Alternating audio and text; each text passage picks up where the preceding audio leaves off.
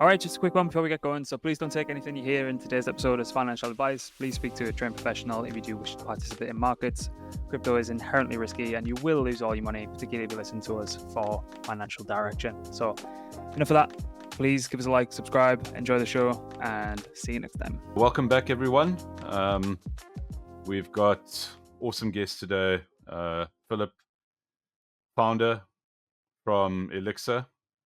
Philip, welcome. I know you're busy. You're dialing in from Singapore. I know that you're on the road at the moment. Really appreciate you making the time to join us. Absolute pleasure to have you. Obviously, been hearing a lot about what you guys have been doing. We just wrote an article, really interesting. First, tell us a little bit about yourself, and then also what Elixir is doing. Perfect. Yeah. Well, thank you for having me. With crypto, you just kind of need to live on the road, kind of adapt to the markets. There's a lot of great conferences going on, meeting up with a lot of partners. So, no, I'm super happy to be on. So, real happy on. Real high level on my background. I guess I could start there.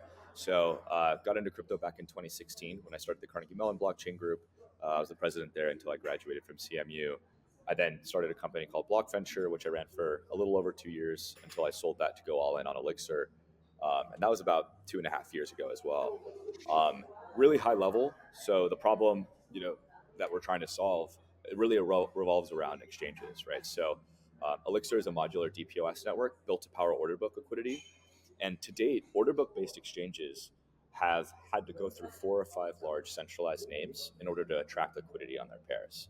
And so, if you're an exchange and you have, all these different order book pairs, it's very difficult for you to add new markets, and it's very difficult for you to actually incentivize or bootstrap liquidity to those markets.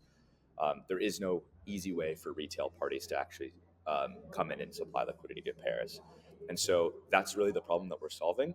And so Elixir has over 30 exchanges that are launching native features like within the actual exchange interfaces that are powered by Elixir, right, that they offer to their end users. So Elixir is inherently B2B in that regard, and that we power all of these different order book based exchanges. Essentially, when supplying liquidity, the protocol will algorithmically build and deploy that liquidity on the order books, building up the order books, tightening up the bid-ask spread, and deepening the liquidity on those pairs. So users get a composable LP token that they can then use to lever up, right, or lending, borrowing, right? So you get this kind of new DeFi building block where you take these LP tokens and do whatever with them. We recently launched our Apothecary, which is something I'm sure we'll talk about a bit here, but we have essentially our version of a points program. We've been talking very closely with a lot of researchers in the space, and they estimate that there's roughly only 150 million in total liquidity on the books, on order books right now in DeFi across everything, right? At any given point in time, there's about 150 to 200 million in orders. In the first 2 weeks of launching our Apothecary, we've already pulled in north of 100 million in liquidity there. So currently we're live with 3 exchanges. This is the last point I'll mention before turning it back over to you, but we're live on Vertex, RabbitX, and Bluefin. Vertex launched Vertex Fusion, which is their own product. RabbitX launched RabbitX FAMM, and Bluefin launched Bluefin Nexus. We currently power roughly half of the order book liquidity on Vertex, roughly 60% of the order book liquidity on RabbitX, and we power, I think, close to 80% of the order book liquidity on Bluefin. So, if you go to these exchanges and you open up an order, chances are your counterparty is Elixir, right? So we actually you look at the order books, right? We're anywhere from 50 to 70% of the orders that are there. So I'll pause there. That's really the high level. There's a lot that kind of goes in on top of that. Which I'm happy to dive into, but that's the overall vision statement for the protocol. Yeah, so obviously there's a lot there, like you said. What really interests me is like, let's just go back to the problem. Let's identify what the problem is right now. If you can just give us kind of like, once again, a high level. We've got central exchanges, we've got decentralized exchanges. They obviously function in quite a different way, because if we look at decentralized exchanges, there's obviously, you've got blocks, you've got essentially you've got time that is against you when you're trading on decentralized exchanges, and centralized exchanges effectively solve that problem in inverted commas. You guys are primarily functioning in the decentralized space.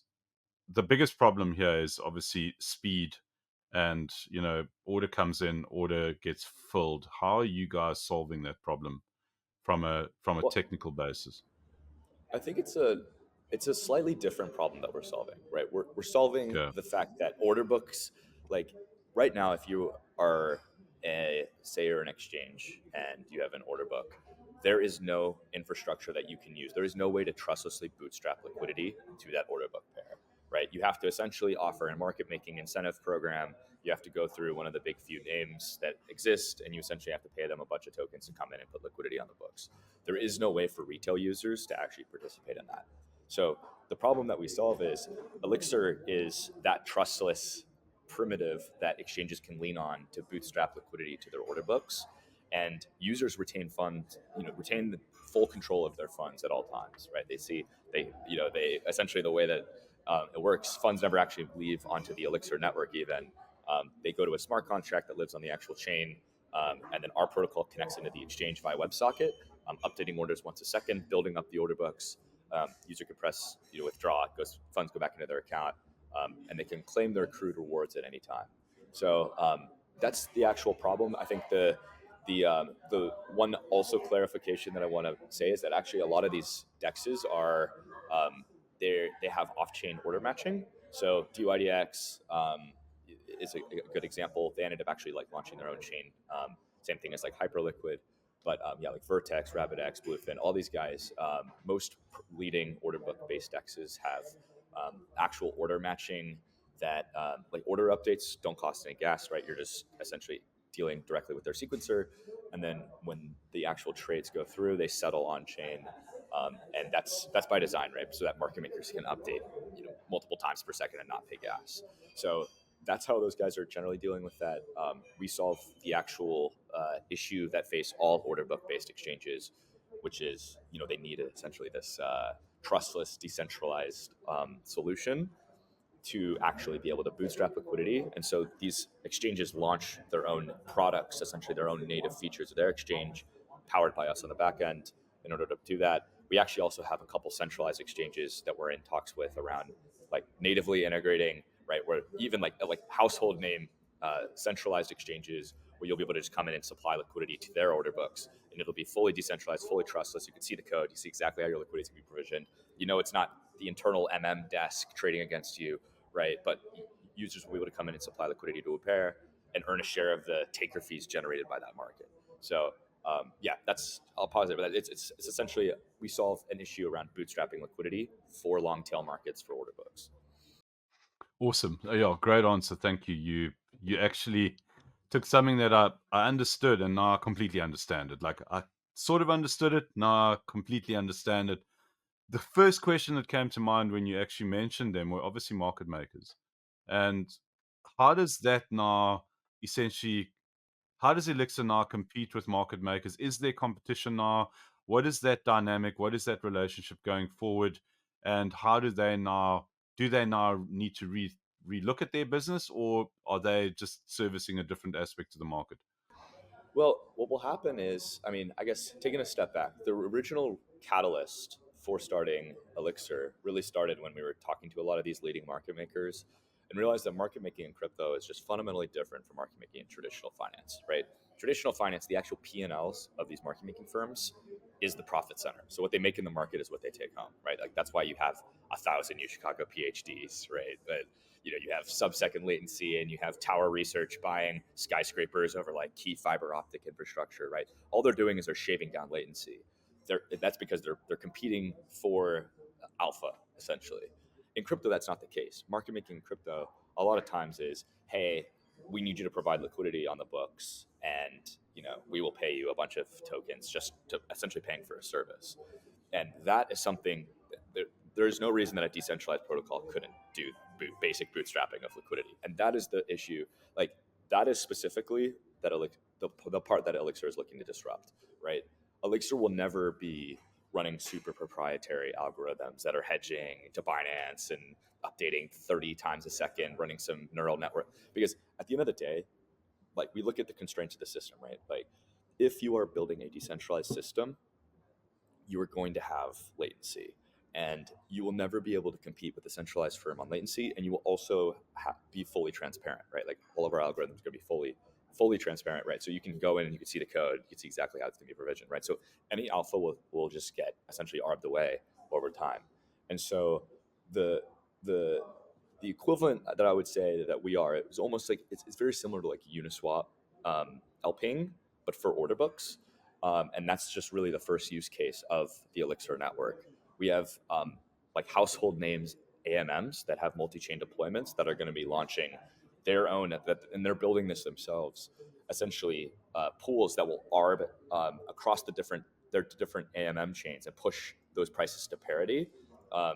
And so users will be able to supply liquidity normally, like they can on those AMMs, or they can do it through their like XYZ name. I don't want to say it right now. X pool, and they supply to that, and we essentially take the prices across the chains and push them towards parity, and they can earn incentives for doing that are paid for by the actual AMM. So there are all these different. That's like another example use case, right? So it's a little bit. So yeah, it's a lot more kind of like broad in the 5 to 10 year time horizon for this use case that Elixir is trying to disrupt. Primarily, it is the fact that like there is no way for these exchanges to like allow for retail users to supply liquidity and build up order books. They've had to go through these like market making firms, which are essentially running basic Hummingbot scripts, right? Just to deploy liquidity on the order books, and in return they get 2 to 3% of the token supply. Like I guess to put this into like perspective, right? So with Vertex, this is one of the things that they were saying to us, right? Where Vertex, if you're listing a new order book market as an exchange, it's actually pretty difficult. You have to go to like Wintermute or whatever firm. And I mean, those guys run a great firm, by the way, like no shade to them. But you go to whatever the firm is that you're working with and you say, hey, I really want to spin up this new market. Can you provide liquidity? And then go, oh, well, I don't know. I can't, there's not a good, you can't arb it to Binance. We have to do it to OKX, and we don't have that wired up. And we have to revisit the commercial terms of our agreement. I don't really know if we want to do that, right? Now that they have Elixir, they can just spin up a new market. They drop some incentives. Our LPs come in because they want to earn whatever 100% APR. They come in, they supply liquidity. Boom, day one they have liquidity, and then they have one other market maker that they love using that just specializes in top of book arbing to Binance, and that's like the really fast. And then you have an active market, right? So that is now possible because of Elixir. And that's not something that could have been done before, right? So now they can be a lot more aggressive with markets.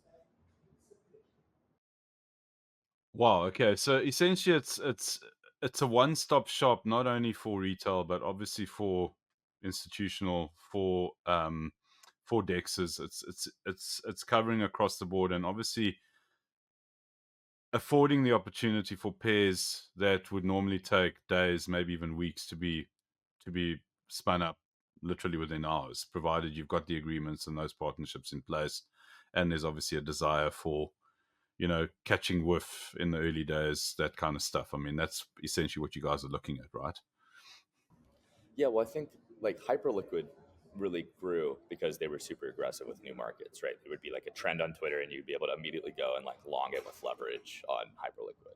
And they also pair that with a really clean product experience, and then like you're set. But so you essentially the reason that other dexes haven't been able to do that is because they don't have a solution essentially to do so. And that's something that you can lean on for liquidity like day one within a few hours. And that's what Elixir can provide. So I guess another good example with this would be like for DYDX, like permissionless listings. So DYDX, like, and they've said this like very publicly, wants like 5,000 or 10,000 markets, right? They want anyone to be able to go to DYDX, spin up a new market, and have it trading, right? The issue there is you can't, if you're gonna have 10,000 markets, like how are you gonna go to like DYDX or how are you gonna go to like Wintermute if you're DYDX and get them to go and provide liquidity on some like absolute garbage coin, right? So you can't, right? It's there's only a few market making firms, and they're only going to want to touch certain things, right? And so the way that it's going to work, right, is now that because of Elixir, what you can do is you can then spin up a market, and you can supply liquidity to that pair and earn a share of the taker fees that market is generating, right? So now you can essentially spin up a long tail pair, supply liquidity to it, you get a composable LP token back.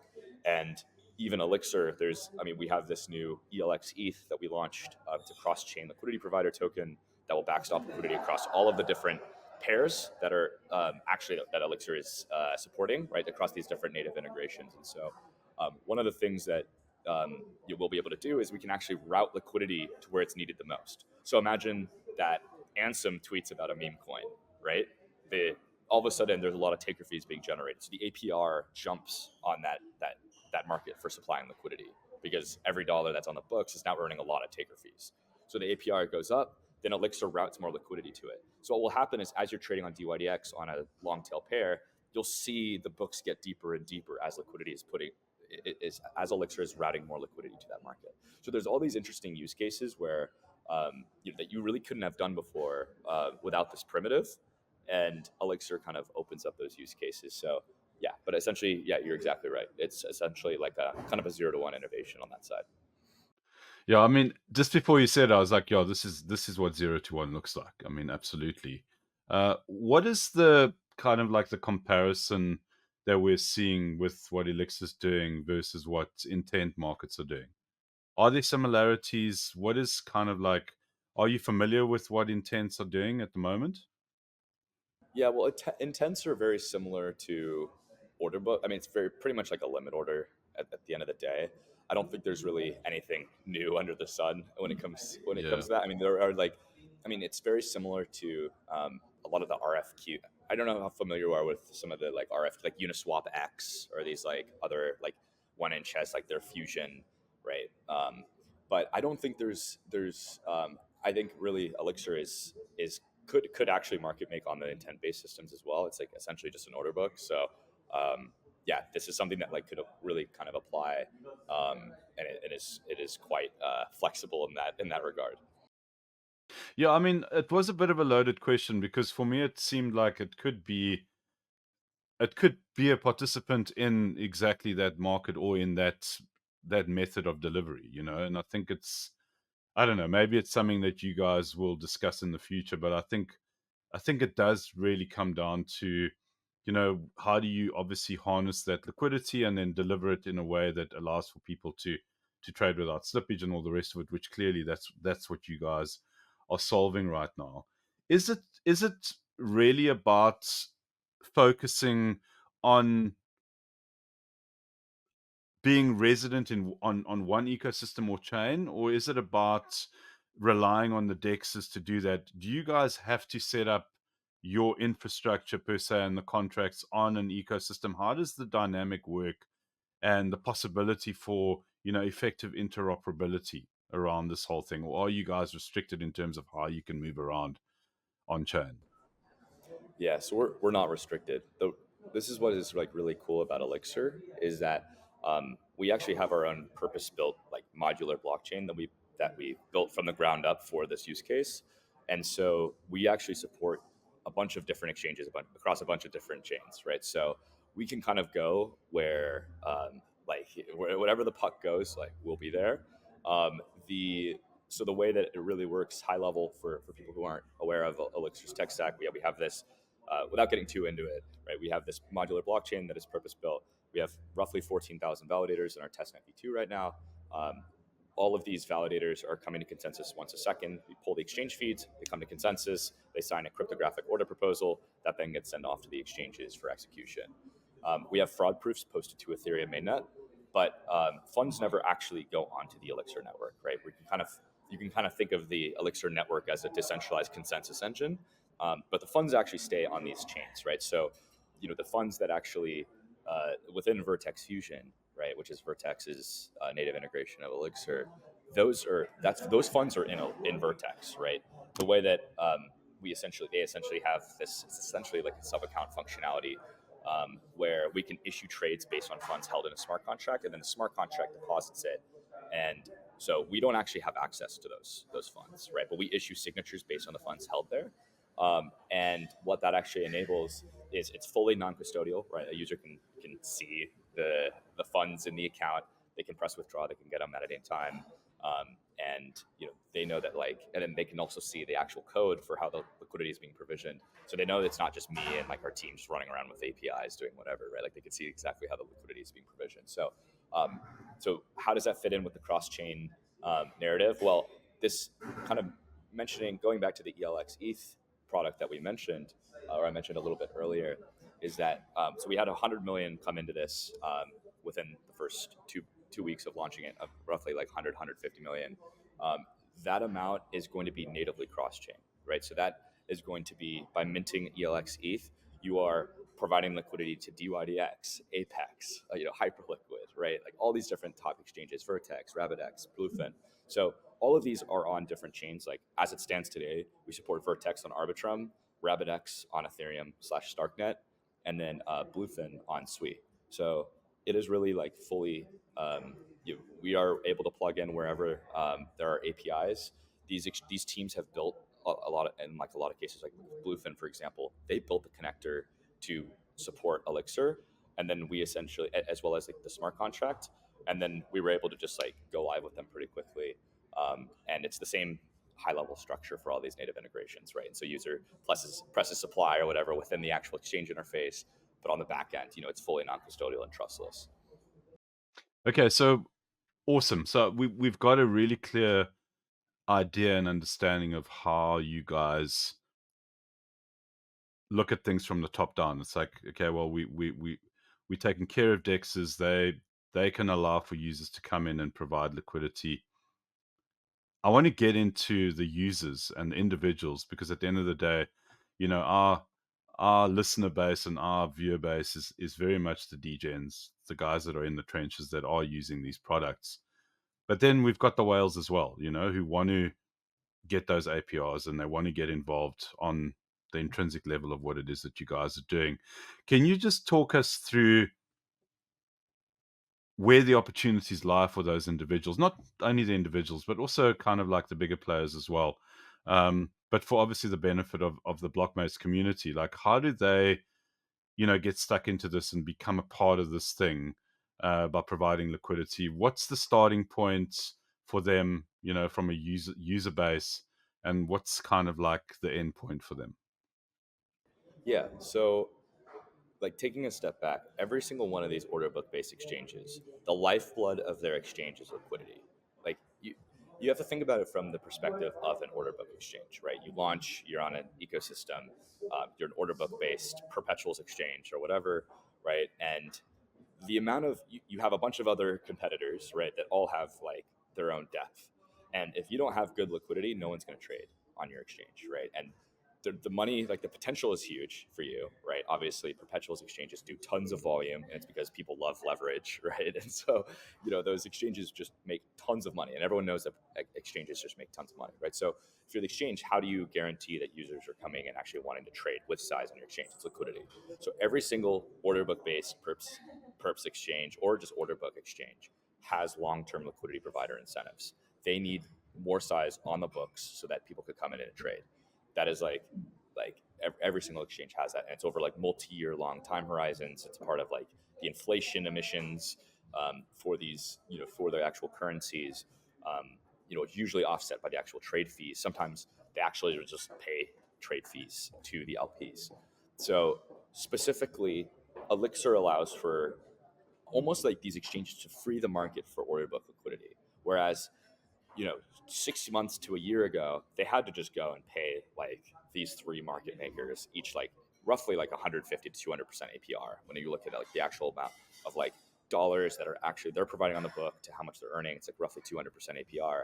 And then now they can essentially free that market to where anyone can now supply liquidity, earn through the same program, and earn a share of these incentives, right? So now the APRs go from 200% all the way down to 30% or whatever, right, or 40% where they stay.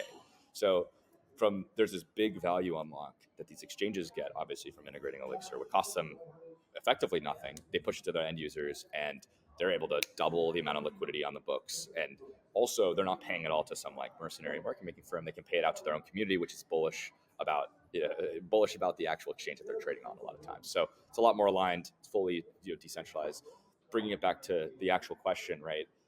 We're unlocking a new source of yield that to date has not been really captured. And so this is something that parties can get exposure to. And that, I think obviously like our Apothecary is live, so people are farming potions, things of that sort. So that's definitely a way for people who are looking at some of those like pre-launch opportunities. We're going to have Pendle that goes live in 2 weeks, so that's obviously something that's pretty hyped as well right now. So people will be able to just come in and just buy potions, or they can just earn ETH. If they don't want potions, they could just earn a sizable fixed yield on their ETH. So yeah, I think there's a lot of ways to get involved right now. Long term, yeah, these you will essentially be able to come in, you could supply liquidity to individual pairs, or you could just supply liquidity to ELX ETH, right, which is just 1-for-1 with ETH. You can conceptualize it almost as like GLP, but the risk return profile is a little bit different. You're not actually the counterparty to a lot of these get the gains of and losses of traders, right? So it's actually, I think, a lot healthier. Just personally, I think it's a lot more close to Uniswap v2 LPing from a risk return profile. So yeah, and you'll be able to come and supply liquidity and earn a share of these APYs, right? So and you can do that in either USDC for these perp pairs, or for the spot pairs, it's 50-50 of the two assets. So that's generally how it looks. And for ELX ETH, it's just straight ETH.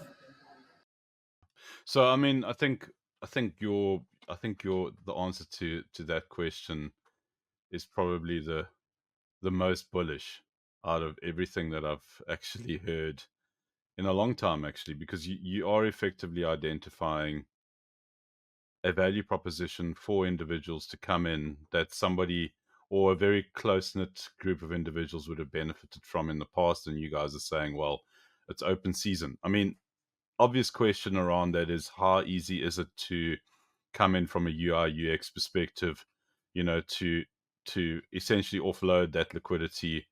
Have you guys put a lot of time into that? What does that look like? Where are you at in that journey? Is it still a long journey to kind of like get to? I mean, yeah, just let us know your thoughts around that.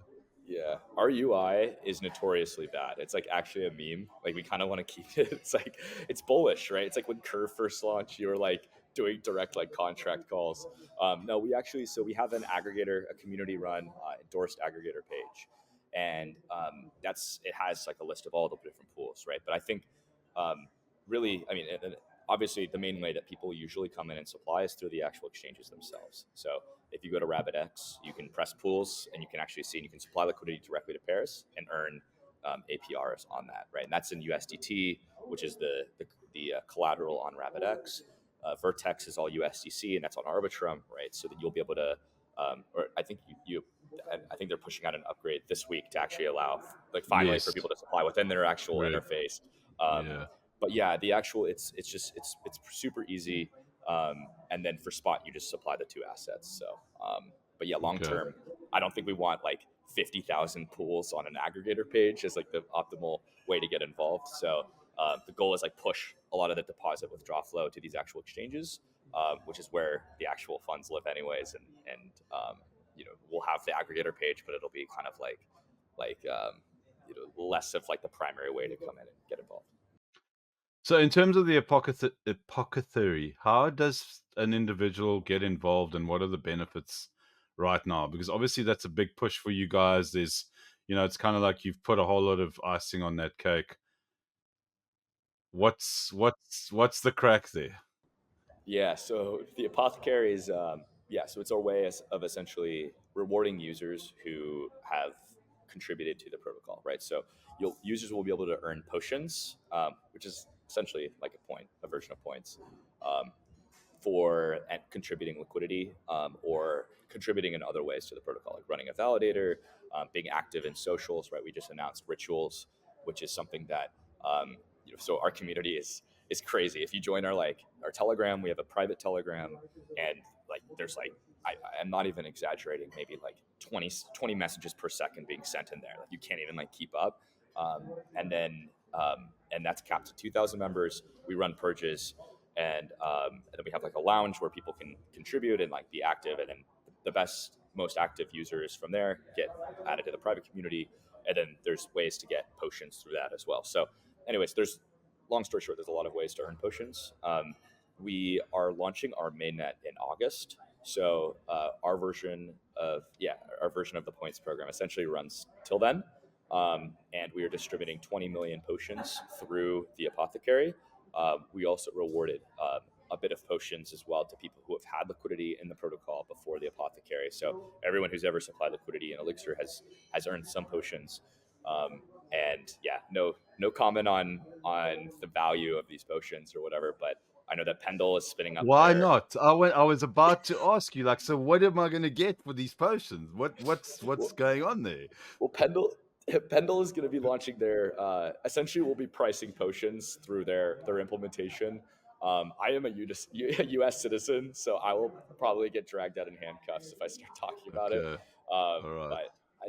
But yeah, I think definitely people can speculate on what a potion will be worth or whatever, but yeah, we can't comment on it, unfortunately. That's fine. So obviously there's great incentive, you guys. I like the kind of like the magical elixir, Apothecary, all of that. I mean, I think it's obviously themes and communities critical in what it is that we're doing in the space. Without community, we essentially don't have anything. And I think that's one of the beauties of crypto. And I hope we never lose it. I mean, there's a chance we do when it gets bigger, but I hope we don't. Thoughts around kind of like from a more personal perspective, thoughts around where we are currently in the cycle. I mean, obviously, the product that you guys have built over the bear, and obviously it's now open season for you guys. You get a very different perspective through the order books.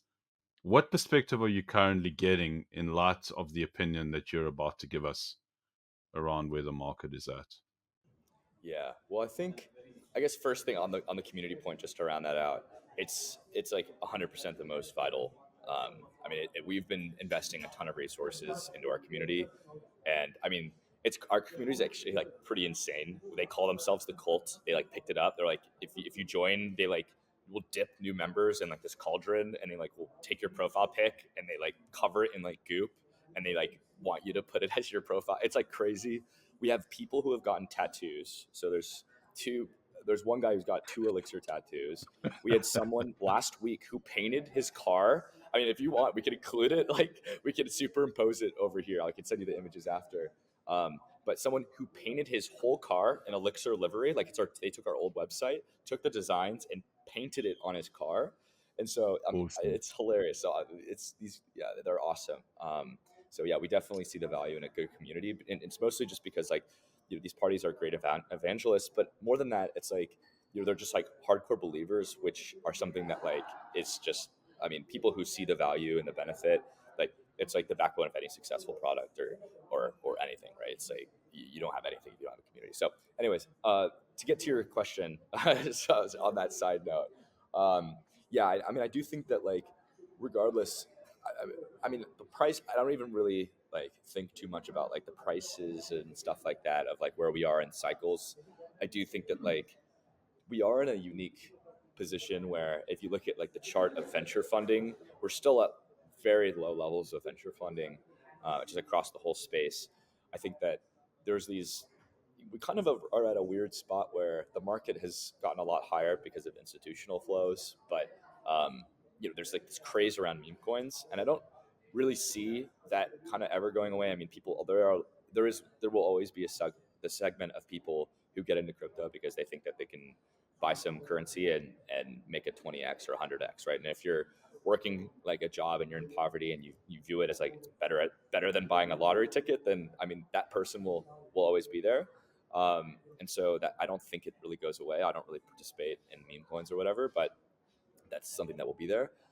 Specifically, where with this cycle, though, I think we're definitely at a spot where I think a lot of the builders who have been building through the bear now have slightly, but like we have better access to cap. Like if we needed to raise another round, like we could. I have like tons of confidence for that. Whereas like 12 months ago, I didn't. I Yeah. was like, look, if we need capital, like it'll probably take us like 6 months nonstop of just like begging anyone to give us capital, and that's just like that was like just the market conditions after Terra Luna and Celsius and all these big blow ups, right? So yeah, I do think we're in a much better spot for builders. I don't see the crazy fervor of like a market top or anything like that, just when you see like really late in liquidity cycles.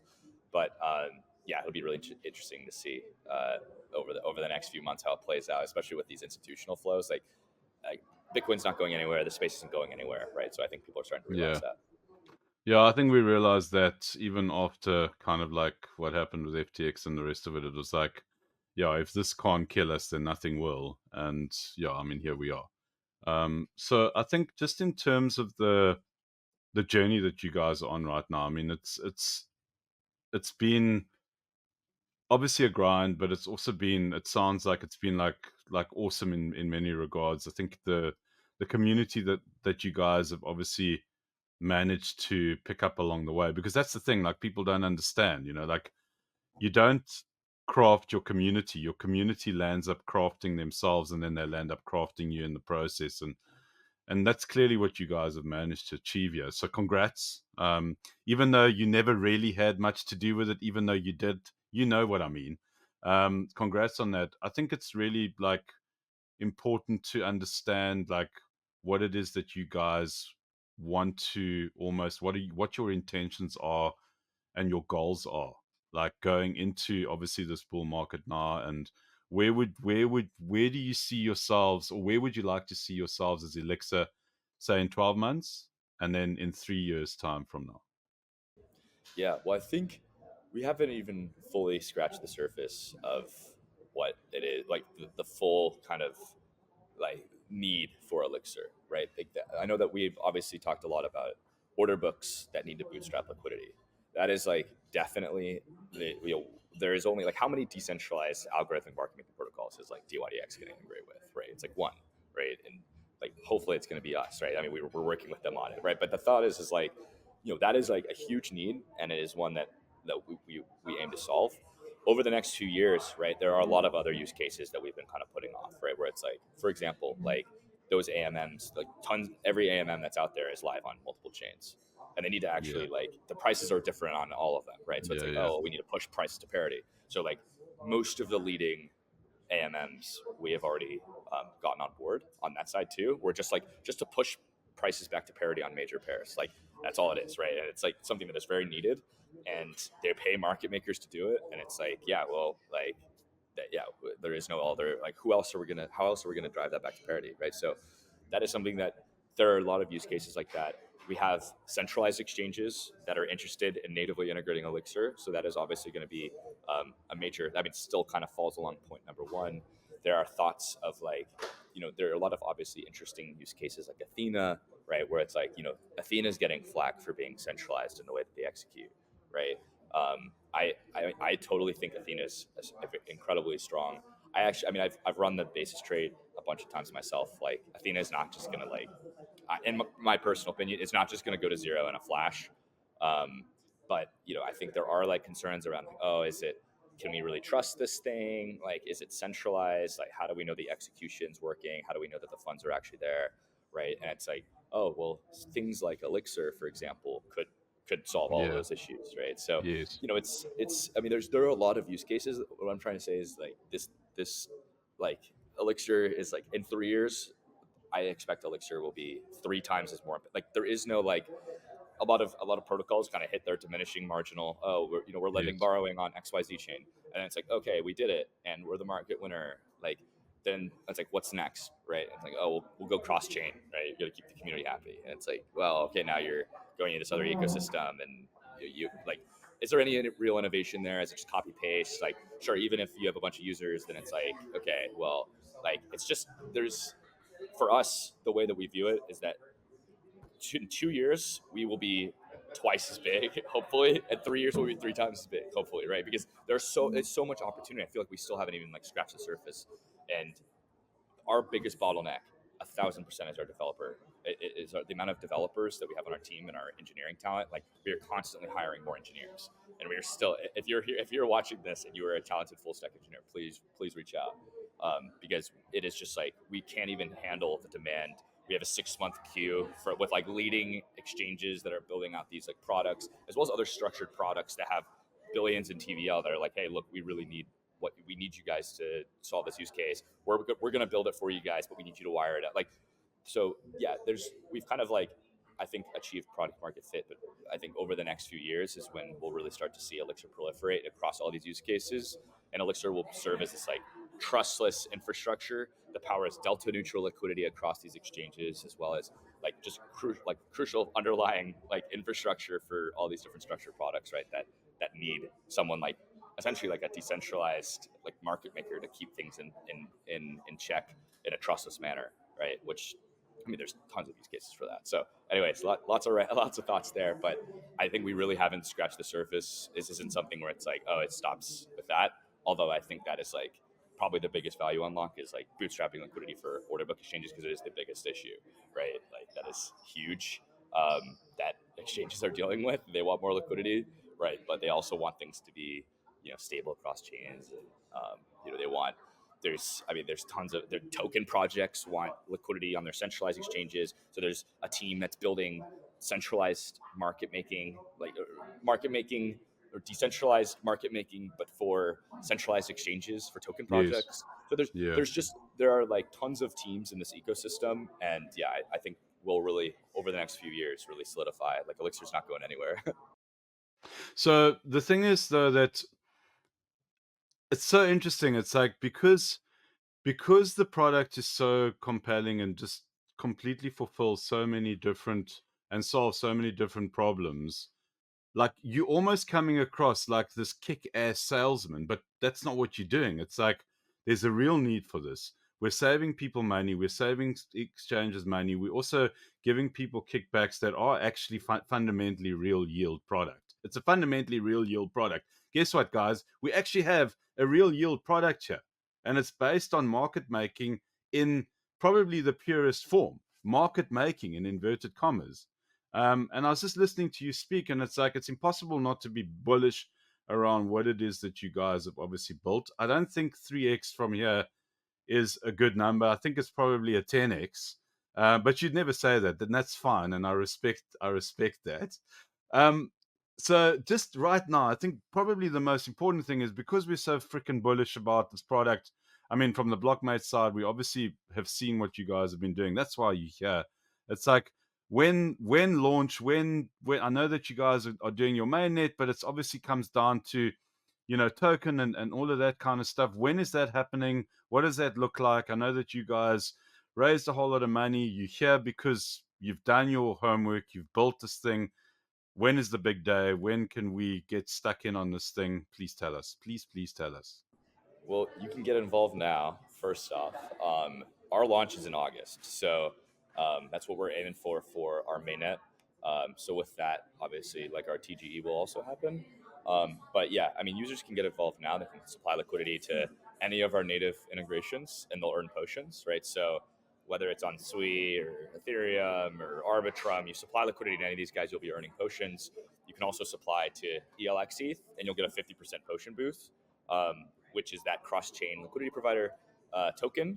The downside there is that you're going to be locked until mainnet launch, but that is by design.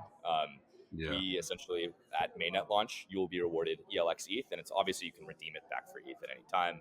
And it'll be natively yield bearing, and it'll essentially it's similar to like GLP in that, like, you'll put $1 in, right, and maybe one day it's 99 cents, maybe the next day it's $1.01, right? Like it'll fluctuate slightly. In the actual quantity, but it'll always be redeemable one for one with ETH. So like you may say like your balance is like 0.998, and then goes to 1.01, right? And you can just redeem it for whatever that ETH kind of amount is, right? So that's the goal, right? Is to be this like kind of natively cross-chain solution to the liquidity, this issue that is plaguing all these different exchanges across all these different ecosystems. Users can get involved now. They can join our Discord. They could get involved in our like private Telegram, right, by being active in our lounge group. And then from there, I mean, yeah, we'll everything's just going to be ramping up till August. So it's just all hands on deck over here. Cool. So cool to get you on. Obviously, like I said before, like just love what you guys are doing, but having spoken to you, even more bullish, and I'm sure you guys are going to smash it. I mean, obviously, the DeFi natives right now, obviously super bullish on what you guys are doing. I can see why. And I'm really stoked that you managed to take the time and join us. And yeah, I look forward to seeing how you guys grow in the space. And hopefully we can get you back after your mainnet launch. I'm sure you'll probably be kind of like exhausted, but I'm sure we'll have a lot to talk about then. A lot of developments. I know that you guys have got a lot planned, clearly, from what you've told us, and then some. Yeah, thank you, sir. Really appreciate it. And look forward to watching your progress, and all the best. Perfect. Yeah, thanks for having me on. It's a great chat. Cool. Thanks, Philip. Yeah, thanks everyone for joining us. Please like and subscribe. We do appreciate it. And yeah, we'll see you guys next time. Take it easy. All right, thanks for listening. If you enjoyed the show, please give us a like, subscribe, and turn the notification bell on for next time. See ya.